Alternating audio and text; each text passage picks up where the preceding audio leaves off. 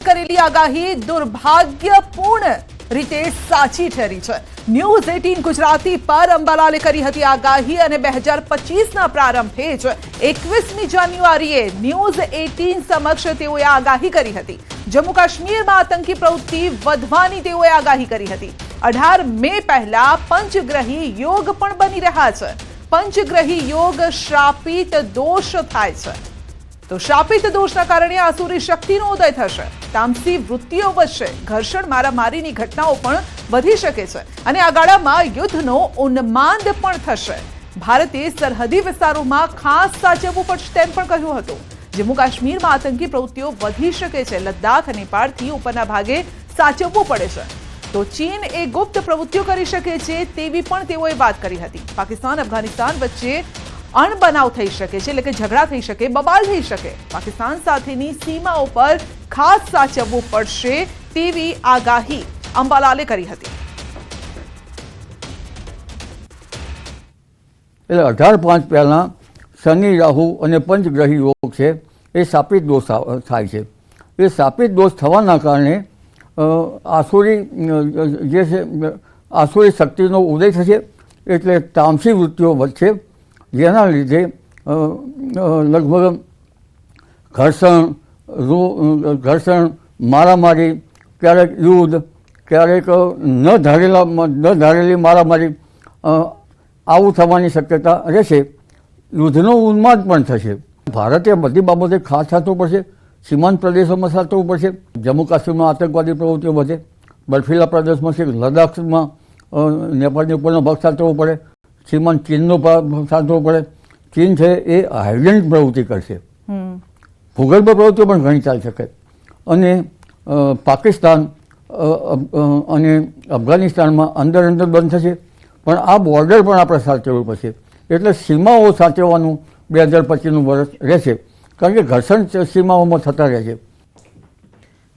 તો આ અંગે જ આપણે સીધી વાતચીત પણ કરીશું। અંબાલાલ ખુદ આપણી સાથે જોડાઈ ગયા છે। જે રીતે તેઓએ આગાહી કરી હતી અને જો કે આમ તો આગાહી અંબાલાલે 2025 પૂર્વે જ કરી દીધી, એટલે શરૂઆતના સમયમાં જ કરી દીધી હતી। તો સીધું સ્વાગત છે અંબાલાલ કાકા આપનું।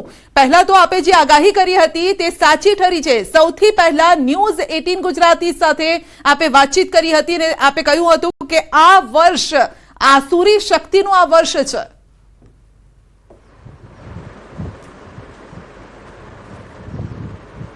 જી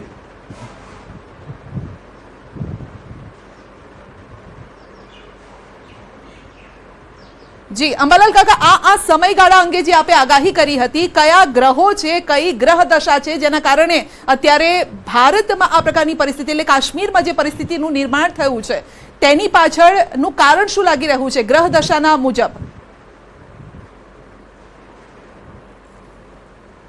પહેલાં તો આપણે જોવા જઈએ તો તારીખ 29 માર્ચ 2025થી શનિ મીન રાશિમાં આવ્યો હતો અને શનિ મીન રાશિમાં આવતા પંચગ્રહી યોગ બનતો હતો। ત્યારબાદ તારીખ 11/4 પણ ગ્રહો ખરાબ થતા હતા, નિષ્ઠ ગ્રહો હતા અને હવે તારીખ 27/4/2025માં પણ ગ્રહો નિષ્ઠ બની રહ્યા છે અને તારીખ 19/5 પણ સુધીમાં 1 મહિનો હજુ ગ્રહો ખરાબ છે। એટલે આ વખતે આસુરી સંપત્તિનો ઉદય થાય છે। આ ઉપરાંત આ ગ્રહોના કારણે લગભગ દેશ અને દુનિયાને સાચવવું પડશે, આર્થિક ક્ષેત્રે, સામાજિક ક્ષેત્રે અને લગભગ યુદ્ધ ક્ષેત્રે પણ સાચવવું રહ્યું। અન્ય બાબતો જોવા જઈએ તો કુર્મચક્રની અસર ઉત્તર ભારત તરફ થતી હતી, એટલે ઉત્તર ભારતના ભાગો, જમ્મુ કાશ્મીરના ભાગો પર તેના અસરો થાય, પાકિસ્તાનના ભાગો અને લગભગ ત્યાંથી ઈશાનના ભાગોમાં ત્યાર પછી શનિ આવશે અને છેક ચીનના સીમાંત ભાગો, આસામના ભાગો, મણિપુરના ભાગો, નાગાલેન્ડના ભાગો અને બાંગ્લાદેશના ભાગો સુધી અસર થવાની શક્યતા રહેશે, કારણ કે કુર્મચક્રનો વેધ પણ થતો હોય છે। એટલે ઉત્તરમાં જે શનિ નક્ષત્રો છે એ કુર્મચક્રનો વેધ છેક બંગાળના ઉપસાગરમાં, બાંગ્લાદેશમાં, છેક નીચેના ભાગમાં અને છે લંકાના ભાગ સુધીમાં એટલે દક્ષિણ ભારત સુધીમાં તેની અસરો થતી જોવા મળે છે. જી, એટલે અંબાલાલ કાકા આ અસરો કયા રૂપે અસર થશે? 2025 આ ગ્રહો જે પંચગ્રહી યોગ ને ષડગ્રહી યોગ તો ઘણી વાર થતું હોય છે.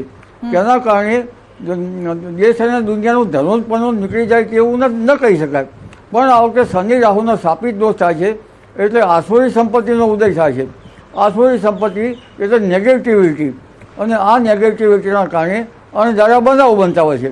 અને આ ગ્રહોના કારણે માધાતાઓના મન ઉપર તેની અસર થતી હોય છે, જન સમુદાયમાં પણ તેની અસર થતી હોય છે, અને વૈશ્વિક અસરો પણ તેની થતી હોય છે. એટલે માત્ર ભારત નહીં, વૈશ્વિક અસરો પણ તેની રહે છે. પણ ભારતે તો ખાસ એટલા માટે સાચવવું રહ્યું કે તેની અસર છે મીન રાશિની અસર પાણી ઉપર થાય છે. એટલે લગભગ પંજાબ, કેટલાક હરિયાણા ભાગો, હસ્તિનાપુર, કુરુક્ષેત્રના ભાગો તો છે, નવી દિલ્હીના ભાગો પર ક્યારેક સાચવવું રહ્યું, પણ દક્ષિણ પશ્ચિમ ભાગો પર સાચવવા રહ્યા, અને કેન્દ્ર સરકારે સાચવવું રહ્યું પર્યાપ્ત નથી. ગુજરાત સરકારે પણ સાચવવું રહ્યું, કારણ કે મીન રાશિની અસર પાણી ઉપર થતી હોય છે.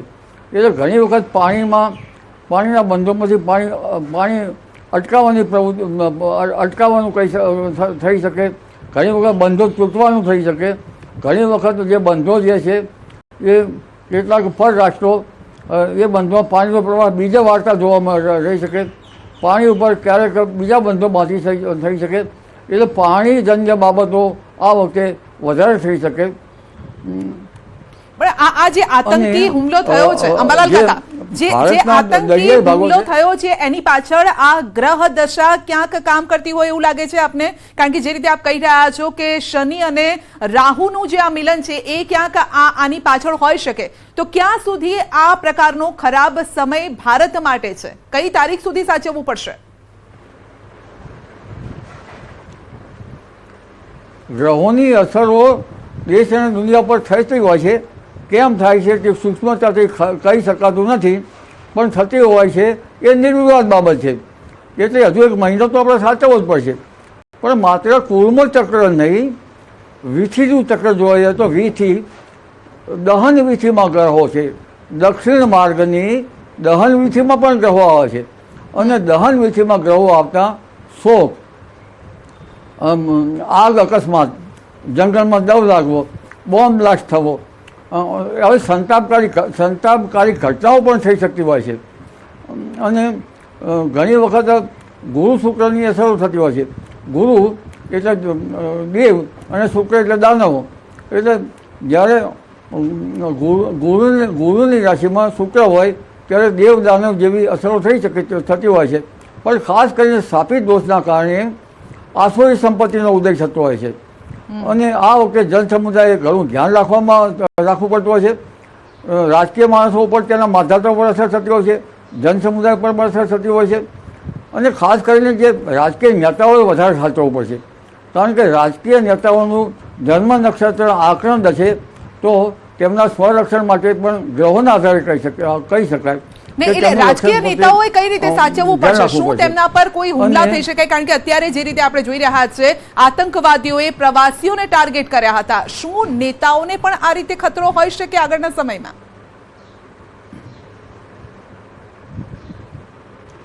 નેતાઓનું જે જન્મ નક્ષત્ર જે છે એમાં વિવિધ નક્ષત્રો હોય છે. એટલે અને દહન વીથીમાં ગ્રહો જે છે એ દહન વીથીમાં ગ્રહો હોવાથી નેતાઓ સાચવવું રહ્યું.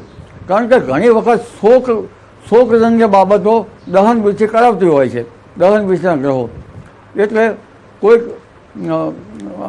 માનવજન્ય નેતાઓ કે જન સમુદાયમાં શોક જેવી ઘટનાઓ ન બની શકે તે પણ આપણે સાચવવું રહ્યું. જી, અને આપે પાણીજન્ય બાબતો બનવાની છે. શનિની મીન રાશિમાં શનિ છે. જી, આપે આગળ વાત કરી કે આ સમય એવો છે, ગ્રહોની દશા એવી છે કે નેતાઓને જે ન બોલવાનું હોય અથવા તો એવા સ્ટેટમેન્ટ ન આપવાના હોય પણ એ પણ અપાવે આ ગ્રહો. તો એ પ્રકારે એ અંગે થોડી સ્પષ્ટતા કરશો અંબાલાલ કાકા? એની સ્પષ્ટતા એમ છે કે આસુરી સંપત્તિ જ્યારે માધાતોના મન ઉપર હામી થતી હોય છે ત્યારે અને જન સમુદાયમાં હાનિ થતી હોય છે ત્યારે કંઈ એવી ખેલસા આવી જતી હોય છે અને જન સમુદાયમાં જે સાત્વિક ચેતના છે એ સાત્વિક ચેતનાના બદલે તમોગુણી ચેતના આવી જતી હોય છે. એટલે એની સ્પષ્ટતા એમ કહી શકાય કે તમોગુણ જે છે એ પડોશી રાજ્યમાં, નેતાઓમાં અને જન સમુદાયમાં પણ આવતો હોય છે. અને ઘણી વખત એવા બનાવો બનતા હોય છે અને એવી ઘટનાઓ બનતી હોય છે કે જેના હિસાબે આંદોલનો થતા હોય છે અને કઈ એવી ઘટનાઓ બનતી હોય છે જેને આપણે આસુરીજન્ય ઘટનાઓ કહી શકીએ, તમોગુણી ઘટનાઓ કહી શકીએ. એટલે ગ્રહોની સ્પષ્ટતા આ પ્રમાણે કરી શકાય. જી, આપણે વાત કરી કે હજુ 1 મહિનો સાચવવો પડશે. 1 મહિનો એટલે કઈ તારીખ? એ તારીખ આપશો કે ત્યાં સુધી આ ગ્રહ દશા આ પ્રકારની રહેશે ને જેના કારણે જે ન ઈચ્છ્યું હોય એવા પણ બનાવો બની શકે? કઈ તારીખ સુધી? તારીખ 19 મે પહેલાં બનાવો બનવાની વધારે શક્યતા રહે છે. એ રીતે ગુજરાતના અને આ વખતે શનિ મીન રાશિ એટલે પાણીજન્ય બાબતો આપણે જેમ કહ્યું કે બંધનું તૂટવું અને પાણીને જરાક રોકવું, પછી પાણી ઉપર બંધ બાંધવા, પાણીનો પ્રવાહ બીજે વાળવો, એ પાણીજન્ય ઘટનાઓ બની શકે. અને એની અસર ઉત્તર ભારતના જમ્મુ કાશ્મીર ઉપર છે મીન રાશિની શનિ. હજુ પણ આવનારા વર્ષોમાં એની અસર ઈશાન ભાગોમાં થશે. એટલે માત્ર એના વેદ જોવા જતાં આપણા જે આપણો સાગર, સુઈગામના ભાગો, કચ્છના સીમાવર્તી ભાગો, બલુચિસ્તાનના ડુંગરાળ ભાગો અને જમ્મુ કાશ્મીરના ઉત્તર ભારતના ભાગો, છેક મણિપુરના, આસામ, નાગાલેન્ડના ભાગો અને બાંગ્લાદેશના ભાગો અને એનો વેદ લેવા જતાં છેક દક્ષિણ ભારતના ભાગો, પશ્ચિમ દક્ષિણ ભારતના ભાગો પણ આ ગ્રહોના કારણે સાચવવા રહ્યા. ઓગસ્ટ માસમાં પણ કેટલીક ઘટનાઓ બનવાની છે પણ એ ઘટનાઓમાં હડતાલો, આંદોલનો વગેરે શક્યતા વધી જાય છે. પરંતુ ઉલ્લેખનીય છે કે ગુરુ અતિચારી છે. ગુરુ જ્યારે અતિચારી હોય ત્યારે માનવ મન પણ અતિચારી બને છે અને આવા વખતે તમોગુણ વધે છે, સત્વગુણ ઘટે છે. એટલે સત્વગુણ વધે એવા ઉપાય જન સમુદાય કરતો ઈષ્ટ રહે, જેમ કે ભજન, કીર્તન, ધૂન, યજ્ઞ કૃત્યો, એવું મારું માનવું છે. પછી તો ઈશ્વર ઈચ્છા બલીએ છીએ. નહીં, એટલે મોટા મોટી વાત જે આપ કહી રહ્યા છો એ મુજબ કે હજુ 1 મહિનો એટલે 19 મે પહેલા આ પ્રકારની પ્રવૃત્તિઓ, આ પ્રકારની ઘટનાઓ કદાચ વધી શકે છે. બીજી મોટી વાત આપે એ કરી છે કે લોકોમાં પણ આક્રોશ વધી શકે છે. કોઈ એવા નિર્ણય અથવા તો નેતાઓ દ્વારા કદાચ એવા કોઈ સ્ટેટમેન્ટ આપવામાં આવે જેના કારણે લોકોમાં આક્રોશ વધે અને કદાચ જે કહેવાય છે કે હડતાલ જેવું થઈ શકે એવી આપ કંઈક વાત કરી રહ્યા છો. બીજું કે કેટલાક ભારતના વિસ્તારો છે જેઓએ સાચવવું પડશે પાણીની ઘાત છે. હવે પાણીની ઘાતને થોડું વધુ વિસ્તારથી આપ સમજાવી શકશો? ગુજરાત પર કઈ રીતે આ પાણીની ઘાત હોઈ શકે છે? કારણ કે ગુજરાત તો 1600 કિલોમીટરનો દરિયા કિનારો આવેલો છે. આપણે વાવાઝોડા પણ જોયા છે, પૂરની પરિસ્થિતિ જોઈ છે. ઉનાળા પછી હવે ચોમાસાનો સમય છે, તો શું એવું માનવું કે પૂરની કદાચ ઘાત હોઈ શકે કે બીજી રીતે આ ઘાત હોઈ શકે?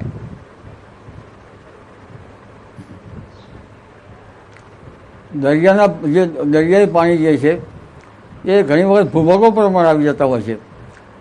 પરંતુ રાજકીય દ્રષ્ટિએ જોવા જઈએ તો મીન રાશિ પાણીની રાશિ છે. જ્યારે માછલીઓની હલચલ જમીન ઉપર થવા માંડે ત્યારે દરિયાઈ ઘાત આવી શકે, એ સ્વાભાવિક ઘટના છે.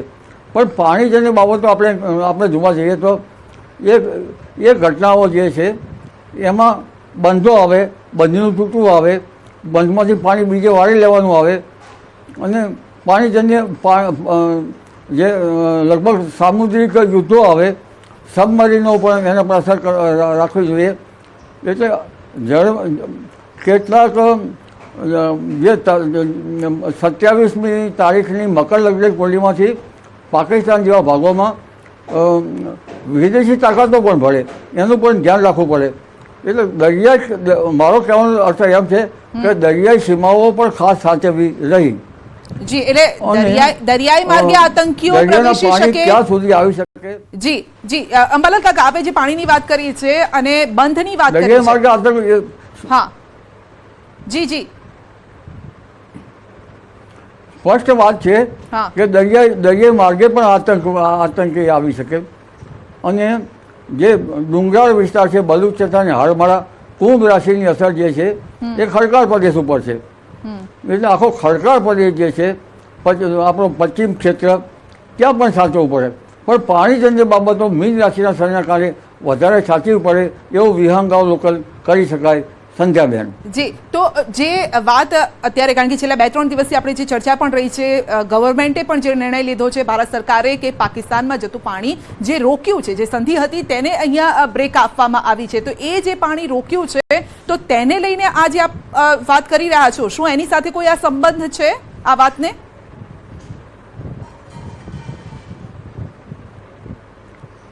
પાણીજન્ય બનાવો બને, બંધ તૂટવો એ પણ બનાવો બની શકે. ઘણી વખત જે ભારતની નદીઓ ઉપર પાણીનો પ્રવાહ બીજા વાળવામાં આવતો હોય એ બની શકે. પાણીના નદીઓના વહેણ જે છે એના ઉપર અસરકારક વિદેશી તાકાતો કરી શકે એવા બનાવો બની શકે. એટલે પાણીજન્ય બાબતો વધારે બની શકે. જી, તો કયા દેશથી ખાસ સાચવવું પડશે? કઈ રીતે કૂટનીતિક નિર્ણયો લેવા પડશે? કયા દેશથી ખાસ સાચવવું પડશે અંબાલાલ કાકા?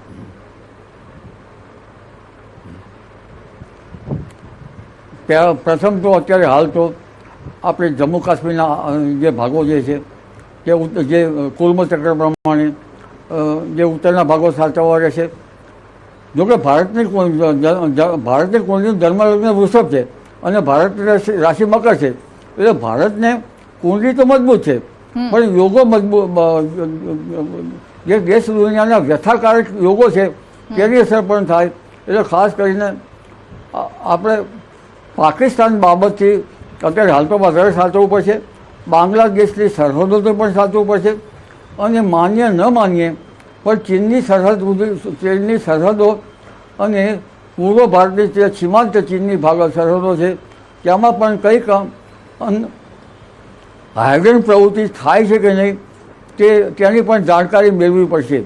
એટલે ખાસ કરીને જ્યારે સાપી દોષ થતો હોય ત્યારે હાઇડ્રન્ટ ગર્ભિત જે ભેદની બાબતો બનતી હોય છે એનો ભેદ પણ જાણવો રહ્યો ગ્રહોની દ્રષ્ટિએ કહી શકાય. જી, તો આની બીજી કઈ રીતે અસર જોવા મળી શકે છે? કારણ કે પહેલા પણ આપણે વાત કરી ચૂક્યા છે કે જો પરિસ્થિતિ ખરાબ હોય, ગ્રહ દશા ખરાબ હોય તો શું લોકોએ મોંઘવારીનો સામનો કરવો પડશે? સોનું અત્યારે હાઈ લેવલ સપાટીએ પહોંચ્યું તો શું સોનામાં હજુ પણ ભાવ વધારો થઈ શકે?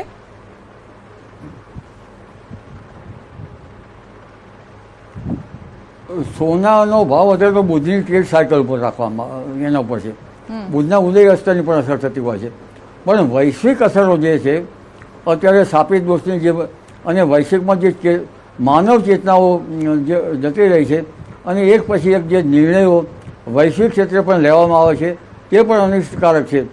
એટલે વૈશ્વિક બજારમાં વૈશ્વિક અર્થકાળની અસરો દેશ ઉપર થશે, દુનિયા ઉપર થશે અને વિશ્વ ઉપર થશે, જેના કારણે કેટલીક ધાતુઓ જે છે એના સંગ્રહ કરવામાં અથવા એ ધાતુઓ ખરીદવામાં કે અને ગુરુ અતિચારી છે. ગુરુ અતિચારી હોય એટલે પીળી વસ્તુ પર ઘણી અસર થતી હોય છે. એટલે ભાવ વધી શકે, તેના કારણે પણ પીળી વસ્તુ ઉપર અસર થઈ શકે. જી, એટલે એનો મતલબ એ છે કે ભાવ વધી શકે અને ભાવ વધેલા ભાવ હોય અને જ્યારે ગ્રહોનો ઉદય થાય ત્યારે ભાવમાં જે બજારનું રૂખ બદલી પણ શકાય.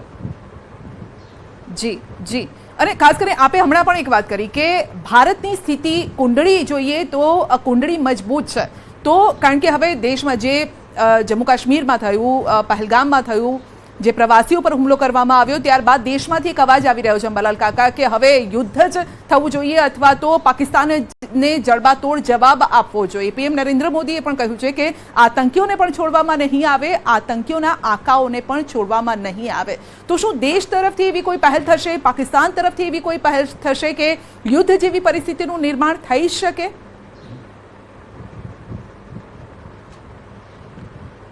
ગર્ભિત બાબતો છે. તારીખ 27 એપ્રિલ 2025નું જે મકર લગ્ન છે એ વિદેશી તાકાતો હાઇડ્રન્ટ રીતે પાકિસ્તાનને મદદ પણ કરતું હોય અને આપણો દેશ ચારે બાજુથી ઘેરાયેલો છે. એટલે યુદ્ધની કેલસા તો પાકિસ્તાન યુદ્ધની કેલસા તરફ તો જશે, પણ આપણે કૂટનીતિથી નિર્ણયો લેવામાં આવે તો સારું. નહીંતર ભારતીય કુંડળી સારી હોવા છતાં જે ગ્રહોની અસરો, ચરાચર અસરો જે છે એ મહાત્માના મન ઉપર તો થતી જ હોય છે. એટલે ન લેવાના હોય એવા નિર્ણયો પણ લઈ શકે. ભારતનું પ્રભુત્વ, ભારતની સત્તા એ તો બની રહેશે સારી. સારી આપણે સાર્વભૌમ તત્વ તો સત્વા છે, પણ અનિર્ણાયક સાપી દોષ રાખતું હોય છે. અઘટિત ઘટનાઓ બનતી હોય છે અને અઘટિત નિર્ણયો ઘણી વખત માધાતો લેવામાં આવતા હોય છે. અને રાજકીય નેતાઓનું જે નક્ષત્ર જો આકલન થતું હોય છે તો રાજકીય નેતાઓને પોતાનું સ્વરક્ષણ પણ કરવું યોગ્ય રહેશે. જી, એટલે કઈ અણધારી આફત કઈ રીતે આવી શકે? કારણ કે આપ કહી રહ્યા છો એક પાણીની ઘાત રૂપે આવી શકે છે, અંદર ઘર્ષણ પણ થઈ શકે છે, હુલ્લડ થઈ શકે, અથવા તો હડતાલો થઈ શકે છે, નેતાઓએ પોતાનો જીવ સાચવવો પડશે, એ પ્રકારની પણ વાત આપ કરી રહ્યા છો. યુદ્ધની શક્યતાઓ આપણે ચોક્કસ ન કહી શકીએ, પરંતુ એવી પરિસ્થિતિ ક્યાંક નિર્માણ થઈ શકે તેવું આપ કહી રહ્યા છો. ચીન આ સાથે બાંગ્લાદેશથી પણ સાચવવું પડશે, અમેરિકાથી પણ કદાચ સાચવવું પડે, હિડન રીતે કદાચ ક્યાંક પાકિસ્તાનને હેલ્પ કરતા હોય. એટલે આ બધી રીતે તો થોડી સ્પષ્ટતા વાત કરશો કે કયા કયા એવા 5 પોઈન્ટ છે કે જે આફત રૂપે આવી શકે છે?